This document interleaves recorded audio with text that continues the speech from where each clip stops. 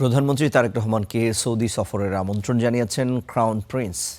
সৌদির যুবরাজকেও ঢাকা সফরের আমন্ত্রণ জানানো হয়েছে। দুপুরে সরকার প্রধানের সঙ্গে দেশটির উপপররাষ্ট্রমন্ত্রীর বৈঠকের পর কথা জানান পররাষ্ট্র প্রতিমন্ত্রী শামা ওবায়েদ।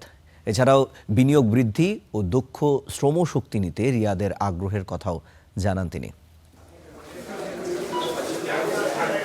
ঢাকা সফরের দ্বিতীয় দিনে প্রধানমন্ত্রী তারেক রহমানের সঙ্গে সৌদি আরবের উপপররাষ্ট্রমন্ত্রী সাক্ষাৎ। এ সময় সরকার প্রধানকে ক্রাউন প্রিন্সের পক্ষে সৌদি সফরের আমন্ত্রণ জানান তিনি। তারেক রহমানও ঢাকা সফরে আসার জন্য আমন্ত্রণ জানান সৌদি যুবরাজকে। পরে এ নিয়ে পররাষ্ট্র প্রতিমন্ত্রী জানান, প্রতিশ্রুতিশীল নানা খাতে বড় বিনিয়োগে সৌদি আরব আগ্রহ দেখিয়েছে। সেই সঙ্গে দক্ষ জনশক্তি নেয়া আরও বাড়াতে চায় তারা। ওনারা অত্যন্ত আগ্রহী এখানে বাংলাদেশে বিভিন্ন সেক্টরে বিনিয়োগ করার জন্য। এখানে fisheries, food, energy, renewable energy, solar energy,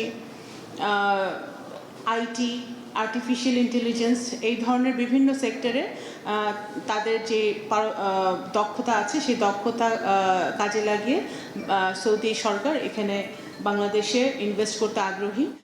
এর আগে সৌদি উপপররাষ্ট্রমন্ত্রীর সঙ্গে বৈঠকে বসেন পররাষ্ট্র এবং স্বরাষ্ট্রমন্ত্রী। রাষ্ট্রীয় অতিথি ভবন পদ্মায় প্রায় ঘণ্টাব্যাপী এই বৈঠকে স্থান পায় ঢাকা জেদ্দা দ্বিপাক্ষিক সম্পর্ক, বাণিজ্য, বিনিয়োগ ও শ্রমবাজার ইস্যু। আলোচনায় আসে সৌদি আরবে থাকা রোহিঙ্গাদের পাসপোর্ট প্রসঙ্গ। ইতিমধ্যে আমাদের মাননীয় প্রধানমন্ত্রীকে আমন্ত্রণ জানিয়েছেন। আমরা ওনাদের ক্রাউন প্রিন্সকে আমন্ত্রণ জানিয়েছি সৌদি ক্রাউন প্রিন্সকে বাংলাদেশে ভিজিট করার জন্য।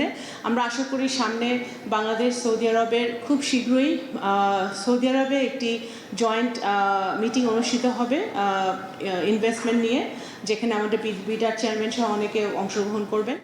পরে সৌদি উপপররাষ্ট্রমন্ত্রী আসেন প্রবাসী কল্যাণ মন্ত্রণালয়ে। মন্ত্রী ও প্রতিমন্ত্রীর সঙ্গে বৈঠকে বাংলাদেশ থেকে আরও দক্ষ কর্মী নেওয়ার ব্যাপারে আগ্রহ দেখান সৌদি প্রতিনিধিরা। বাংলাদেশিদের জন্য আরও কি ক্ষেত্রে নতুন সুযোগ দিতে পারে তারা, বিশেষ করে 2030 সালে তাদের সৌদিতে ওয়ার্ল্ড এক্সপো হচ্ছে, 2034 সালে বিশ্বকাপ হচ্ছে, 2027 সালে এফসি এশিয়ান কাপ অনুষ্ঠিত হবে। তো কাজে সেক্ষেত্রে তাদের এই বিশাল কর্মযজ্ঞ সম্পন্ন করার ক্ষেত্রে কিন্তু অনেক ধরনের লোকবল প্রয়োজন হবে।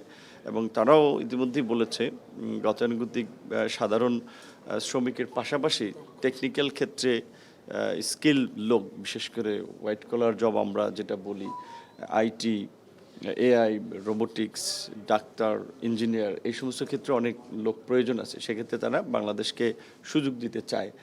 বৈঠকে বাংলাদেশে সৌদি ট্রেডিং সেন্টার খোলার বিষয়েও আলোচনা হয়েছে বলে জানান প্রবাসী কল্যাণ প্রতিমন্ত্রী। নাইম আবির, স্টার নিউজ, ঢাকা।